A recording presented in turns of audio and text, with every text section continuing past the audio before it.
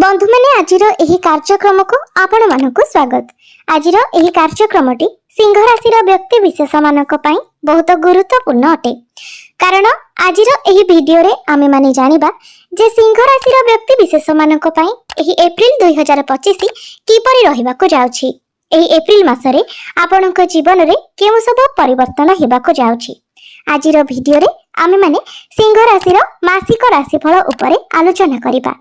सिंह राशि व्यक्ति विशेष मानकर स्वास्थ्य, शिक्षा, प्रेम जीवन, वैवाहिक जीवन, भाग्य, क्यारियर एवं व्यापार वाणिज्यर स्थिति किपरि रहिबो एही एप्रिल 2025 रे से विषय रे आजिर एही वीडियो रे आमे माने आलोचना करिबा। नवग्रहंकर स्थिति मध्य देखिबा। नवग्रह केउ प्रकारर फल प्रदान करिबारे सक्षम हेबे। एहा सहित अशुभत्व प्रदान करुथिबा ग्रह मानक पई किछि विशेष प्रतिकार मध्य जानिबा। तो सेथिपाई आपण मानकर जदि सिंह राशि होइथाय तेबे वीडियोटी को स्किप न करी शेष पर्यंत निश्चय देखंतु एवं वीडियोटी को लाइक करी चैनलटी को सब्सक्राइब करि दियंतु। कमेंट बॉक्स रे भक्ति एवं श्रद्धार सहित जय श्री जगन्नाथ निश्चय लिखंतु। तो बंधु माने आसंतु आरंभ करिबा आजिर एही कार्यक्रम को जहाकी जन्म राशि एवं चंद्र राशि उपरे आधारित अटे। तो राशि चक्रर 12 गोटी राशि मध्यरु पंचम राशि हेउची सिंह राशि एवं सिंह राशि राशिधिपति हेउछंती सूर्य। तो बंधु माने एप्रिल मास आरंभ रे आपणक कुंडलीर द्वितीय भावरे विराजमान अछंती केतु। आपणक कुंडलीर अष्टम भावरे विराजमान अछंती शनि, सूर्य, बुध, शुक्र एवं राहु। दशम भावरे विराजमान अछंती देवगुरु बृहस्पति एवं आपणकर एकादश भावरे विराजमान अछंती मंगल। तो बंधु माने सर्वप्रथमे आसंतु जानि नेबा आपणकर स्वास्थ्य किपरि रहिबो एही एप्रिल 2025 रे। तेबे कुंडलीर प्रथम भावटी होइथाय आपणकर स्वास्थ्यर भाव, इम्यूनिटी सिस्टम रो भाव एवं आपणकर प्रथम भावर अधिपति हेउछंती सूर्य जे कि आपणकर अष्टम भावरे विराजमान अछंती। 14 एप्रिल को सूर्य निजर राशि परिवर्तन करी आपणकर नवम भाव को चलन करिवे। तेबे अष्टम भावटी को कुंडली रे शुभ बोली माना जाय न थाए। सेथिपई 14 एप्रिल पूर्वरु आपणको आपणक स्वास्थ्यर विशेष जत्न नेबार अछि। आपणक स्वास्थ्य प्रति आपणको ध्यान रखिबार अछि। विशेष करी जेतेबेले आपण केवाडे यात्रा करूछंती सेतेबेले विशेष रूप रे आपणको आपणक स्वास्थ्यर ध्यान रखिबार अछि। तेबे बंधु माने केवल 14 एप्रिल पर्यंत ही आपणको आपणक स्वास्थ्यर ध्यान रखिबार अछि। 14 एप्रिल परे आपणक स्वास्थ्य रे सुधार आसीबो। आपण निजको स्वास्थ्यवान अनुभव करिवे। सेतेबेले सेमिति किछि स्वास्थ्य जनित समस्या आपणकर रहिबो नाही। तेबे वर्तमान अष्टम भावरे सूर्य, राहु एवं शनिक सहित विराजमान अछंती। तेणु आपणकर श्रापित दोष मध्य निर्माण हेउछि, ग्रहण दोष मध्य निर्माण हेउछि। सेथिपई आपण तरबरिया भावरे कोनोसी भी डिसिजन नियंतु नाही किंबा तरबर होई कोनोसी कार्य रे हाथ दियंतु नाही। एहा व्यतीत आपण निजर क्रोध उपरे मध्य नियंत्रण रक्षा करंतु। तेबे 14 एप्रिल पर्यंत आपणको ए सब कथार विशेष ध्यान रखिबार अछि।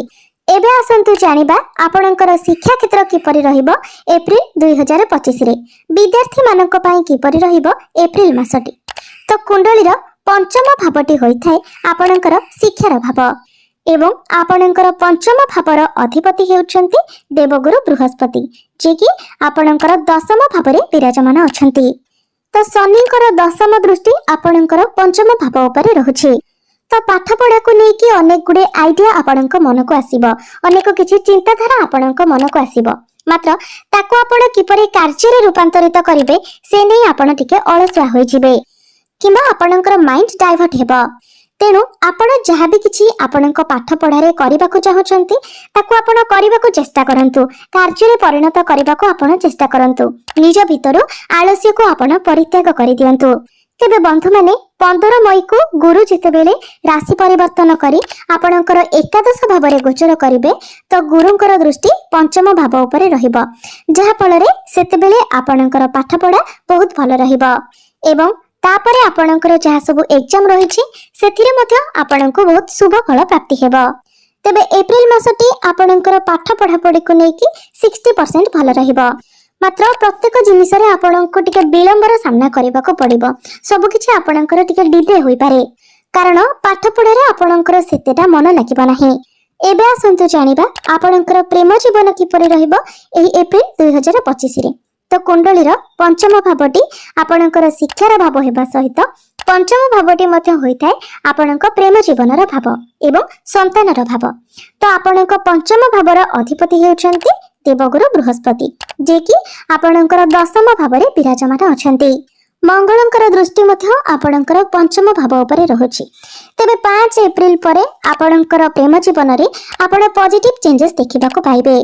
कारण 5 एप्रिल को जेतेबेले मंगल निजर राशि परिवर्तन करिवे तो आपणकर पंचम भाव उपर मंगलंकर दृष्टि हटि जिवो।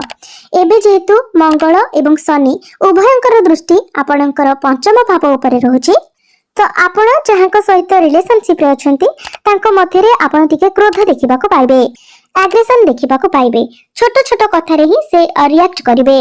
तेबे ए सब केवल 5 एप्रिल पर्यंत रहिबो। तापरे ए सब रे आपण बेटरमेंट देखिबाको पाइबे। आपणको प्रेम जीवन रे जहाँ भी किसी समस्या थिला से सब धीरे धीरे समाधान होई जिवो। पूर्वरु जदि आपणको मध्य रे कथावार्ता बंद होई जायतिला तो पुणी थरे आपणको मध्य रे पैचअप हेबो, पुनर्बार आपणको मध्य रे कथावार्ता हेबो। मात्र शनिकर दृष्टि जेतु पंचम भाव उपरे रहिबो तो आपणको पार्टनर को मध्य रे टिके स्टबर्न नेचर देखा दे पारे, जिद्दी स्वभाव देखा दे पारे। तेबे ए सब रे आपणको ही एडजस्ट करबाको पड़िबो। एबे आसंतु जानिबा आपणकर वैवाहिक जीवन किपरि रहिबो एप्रिल 2025 रे। तेबे कुंडलीर सप्तम भावटी होइथाय आपणक वैवाहिक जीवनर भाव, आपणक जीवन साथीर भाव एवं आपणक सप्तम भावर अधिपति होउछन्ति स्वयं शनिदेव, जे कि आपणकर अष्टम भावरे विराजमान अछन्ति। तो बंधु माने शनिदेव आपणकर अष्टम भावरे गोचर करिबा कारणरो आपणकर शनि अढेर आरंभ होई सारिछि। तो संपूर्ण 2.5 वर्ष पर्यंत शनिदेव आपणकर अष्टम भाव ही रहिबे। तेणु 2.5 वर्ष पर्यंत आपणको आपणक वैवाहिक जीवन प्रति ध्यान रखिबार अछि। आपणको आपणक पार्टनर को बुझिबार अछि। आपणक मध्य रे अंडरस्टैंडिंग भलो रखिबार अछि। आपणक मध्य रे अजथा कथा को नेकी जेमिति कोनोसी प्रकार रो आर्गुमेंट न होए, कोनोसी प्रकार रो इरिटेशन न होए, सेथि प्रति आपणको ध्यान रखिबार अछि। कारण जेबे भी आपणकर सप्तम भावर अधिपति अष्टम भावरे गोचर करिथांती तो एहार प्रभाव रे आपणकर वैवाहिक जीवन रे मिसअंडरस्टैंडिंग देखा देई थाए, किंबा आपणकर लाइफ पार्टनर हेल्थ रे किछिटा इश्यू आसी थाए, इन्फेक्शन, एलर्जी, स्टमक रिलेटेड किछि प्रॉब्लम देखा देई थाए। तेबे बंधु माने एही 2.5 वर्ष मध्य रे आपणको शनिदेव को प्रसन्न करिवार अछि। सेथि पई उपाय आमे वीडियो शेष रे जानिबा। तो वैवाहिक जीवन आपणकर 50 रु 60% भलो रहिबो एवं शनिदेवଙ୍କ कारणरो आपणकर वैवाहिक जीवन रे आर्गुमेंट मध्य हेबो। तो एहाकू आपणको ही भलो बनाइबार अछि। एबे आसंतु जानिबा सबुठारु महत्वपूर्ण विषय वस्तु आपणकर भाग्य, कैरियर एवं व्यापार वाणिज्यर स्थिति किपरि रहिबो एप्रिल 2025 रे। तो कुंडलीर नवम भावटी होइथाय आपणकर भाग्यर भाव। तो आपणकर नवम भावर अधिपति हेउचंती मंगल, जे कि आपणकर एकादश भावरे विराजमान अछंती। मात्र 5 एप्रिल को आपणकर द्वादश भाव को चलन करिवे एवं द्वादश भावरे मंगल निचस्थ होई जिवे। तेबे बंधु माने 5 एप्रिल पूर्वरु आपणको आपणको भाग्य तो सपोर्ट करिवो, मात्र 5 एप्रिल परे आपणको सेतेटा आपणको भाग्यर सपोर्ट मिली न पारे, जेहेतु मंगल आपणकर द्वादश भावरे निचस्थ होई जिवे। तेबे 14 एप्रिल परे किछि मात्रा रे आपणको भाग्यर कारण सूर्य आपणकर नवम भावरे उच्चस्थ होई जिवे। तो आपण जदि कोनोसी शुभ मांगलिक कार्यर आयोजन करबा को चाहउछंती तो 14 एप्रिल परे आपण करि परिबे। किंतु जदि आपण किछि बड़ करबा को चाहउछंती, आपणकर किछि बड़ कार्य रहिछि, कोनोसी मीटिंग किंबा डील रहिछि, कोनोसी इन्वेस्टमेंट आपण करबा को चाहउछंती तो मंगल जतेबेले राशि परिवर्तन करी आपणकर प्रथम भाव को आसी जिवे, सेतेबेले आपण से सब करि परिबे। एबे आसंतु जानिबा आपणकर कैरियर, आपणकर कार्य क्षेत्र किपरि रहिबो एही एप्रिल 2025 रे। तो कुंडलीर दशम भावटी होइथाय आपणकर कैरियर भाव। तो आपणकर दशम भावर अधिपति हेउछंती शुक्र, जे कि आपणकर अष्टम भावरे अछंती। मात्र अष्टम भावरे शुक्र उच्चस्थ अछंती एवं गुरु आपणकर दशम भावरे विराजमान अछंती, जे कि आपणकर मैनेजमेंट स्किल्स को बेटर करूछंती। आपणकर कम्युनिकेशन स्किल को मध्य भलो बनाउछंती। तेबे मासर आरंभ रे आपणक उपरे टिके कार्यभार अधिक रही पारे, भागदौड़ मध्य अधिक होई पारे। एवं सूर्य जे पर्यंत आपणकर अष्टम भाव में अछंती से पर्यंत कार्य क्षेत्र में आपनको डिसैटिस्फैक्शन मिल पारे। मात्र 14 एप्रिल को सूर्य जितेबेले आपणकर नवम भाव को चली आसिबे तो धीरे धीरे कार्य क्षेत्र में आपण बेटरमेंट देखा पाइबे। आपणकर जहाँ सब टार्गेट रही से सब को आपण अचीव करिनेबे एवं जो मानक निकटरे कोनोसी चाकरी बाकरी नाही चाकरी पाई आपण प्रिपेयर होउछंती तो आपनको चाकरी मिलिबार मध्य बहुत अधिक संभावना रहुछि। सेति पाई चाकरी पाई आपण निजर चेष्टा जारी रखंतु। तेबे शुक्र जेहेतु आपणकर उच्चस्थ अछंती तो काम तो आपणकर कंप्लीट हो जिवो मात्र काम सहित आपनको टिके टेंशन मध्य मिलिबो। जेहेतु सूर्य शुक्र राहु शनि एवं बुध आपणकर अष्टम भाव में विराजमान अछंती। तेबे 14 एप्रिल परे आपण देखिबे जे धीरे धीरे आपणकर कार्य क्षेत्र रे आपणकर कार्य बेटर हेबाकू लागिबो। कार्य रे आपणको रिलैक्सेशन मध्य मिलिबो एवं जो टेंशन आपण रहुचंती से सब टेंशन मध्य धीरे धीरे कम हेबाकू लागिबो।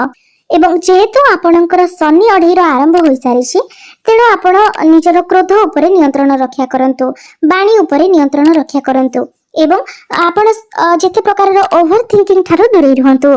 कारण शनि 7.5 हेउ किंबा शनि 2.5 हेउ एही समय अवधि मध्यरे आम मन को अनेक गुडे नेगेटिव थॉट्स आसी थाए तो ए सबरु आपण दूरे रहंतु सब बेले पॉजिटिव रहिबा को चेष्टा करंतु।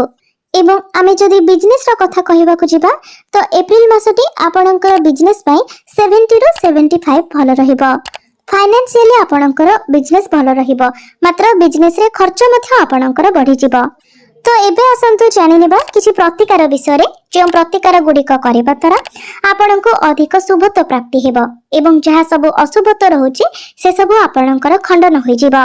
तेबे आपणको शनिकर प्रतिकार निश्चित भाबरे करिवार अछि काहेकि ना आपणक राशि रे शनि 2.5 चालुछि तो प्रत्येक दिन आपण शनिकर बीज मंत्र 108 थर जप करंतु एवं एहा सहित प्रत्येक दिन आपण सूर्यंकर बीज मंत्र मध्य 108 थर जप करंतु। प्रत्येक दिन आपण उदित सूर्य को तंबा पात्र रे जलार्घ्य अर्पण करंतु एवं प्रत्येक दिन आपण हनुमान चालीसार पाठ करंतु। निश्चित भाबरे आपणको शनि देवंकर कृपा प्राप्ति हेबो एवं अशुभत्व गुडिक मध्य खंडन होई जिवो। तेबे बंधु माने आपणकर जीवन मंगलमय हो एहा ही ईश्वरंक निकटरे मोर प्रार्थना। धन्यवाद।